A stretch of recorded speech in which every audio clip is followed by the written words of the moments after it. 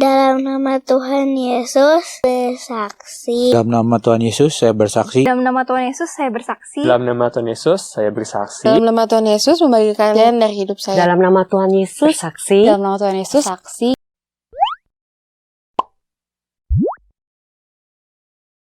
Halo saudara-saudari di dalam Tuhan, perkenalkan nama saya Philip. Saya berasal dari cabang GS Kopo. Pada hari ini saya mau sharing mengenai kisah hidup saya selama SMA sampai perkuliahan ini. Oke, dalam nama Tuhan Yesus saya bersaksi. Ya, pada tahun 2019 saya lulus dari SMA dan sama seperti anak-anak pada umumnya mereka mau melanjutkan studi mereka pada perkuliahan. Tetapi berbeda dengan saya.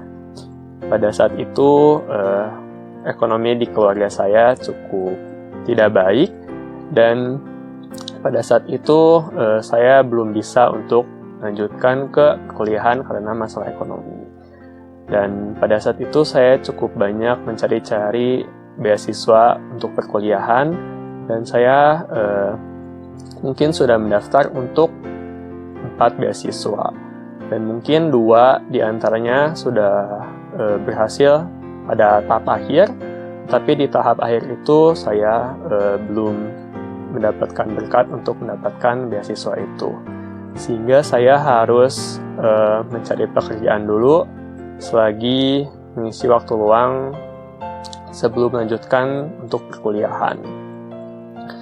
Pada saat itu saya bekerja menjadi ojek online, dan seperti yang kita tahu bahwa pendapatan untuk ojek online pada saat itu ya mungkin tidak stabil. Dan pada saat itu saya juga mendapatkan penghasilannya yang cukup tidak stabil, sehingga itu belum cukup untuk membiayai perkuliahan saya nantinya. Dan pada saat itu saya setiap di jalan saya pun berpikir, kenapa hal ini terjadi pada kehidupan saya? Kenapa saya harus mengalami kejadian-kejadian seperti ini dalam kehidupan saya? Dan di situ pun saya cukup pasrah gitu ya, apakah nantinya saya bisa melanjutkan untuk perkuliahan atau tidak. Dan di situ pun saya mencari-cari pekerjaan yang lainnya. Saya mencari beberapa pekerjaan mungkin melalui internet ataupun Instagram, dan saya mencari-cari dan mencoba melamar ke beberapa perusahaan. Dan sama seperti pada umumnya, untuk mencari pekerjaan juga cukup sulit.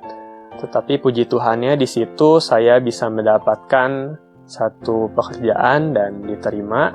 Dan puji Tuhannya di situ pemiliknya berempati kepada saya dan melihat bahwa saya ada keinginan untuk kuliah, dan pemiliknya pun ingin membantu saya. Pada saat itu pun pemiliknya berempati kepada saya dan mau membantu saya untuk membiayai perkuliahan, terkhususnya untuk biaya masuk perkuliahannya pada saat itu. Dan puji Tuhannya juga dari pihak kampus, untuk biaya perkuliahan, untuk uang masuknya pun bisa dicicil, sehingga per bulannya bisa sedikit demi sedikit, sehingga saya bisa masuk pada perkuliahan. Ya, tanpa saya pikir,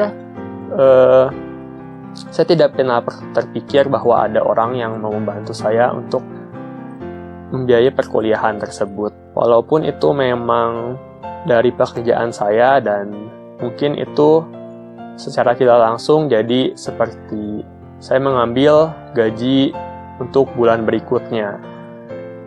Tetapi saya pun tidak terpikir bahwa itu bisa terjadi dalam kehidupan saya. Ya, dan tanpa saya sadari pun sepertinya itu memang jalan Tuhan pada kehidupan saya, dan mungkin itu harus saya lalui, dan mungkin sudah Tuhan persiapkan agar saya lebih siap untuk kedepannya. Dan saya pun tidak tahu apa yang akan terjadi di kedepannya nanti. Dan apa yang bisa saya pelajari dari hal itu semua, ya kita harus percaya mungkin dalam setiap kehidupan kita memiliki masalah masing-masing dan sepertinya itu sulit tuh untuk hidup kita terima. Tapi percayalah bahwa Tuhan pastinya memiliki rencana yang indah dalam kehidupan kita masing-masing. Dan itu mungkin sudah memang Tuhan persiapkan agar kita siap untuk kedepannya. Ya, sekian kesaksian dari saya, kiranya ini bisa menguatkan untuk saudara-saudari sekalian. Kemuliaan hanya untuk nama Tuhan. Amin.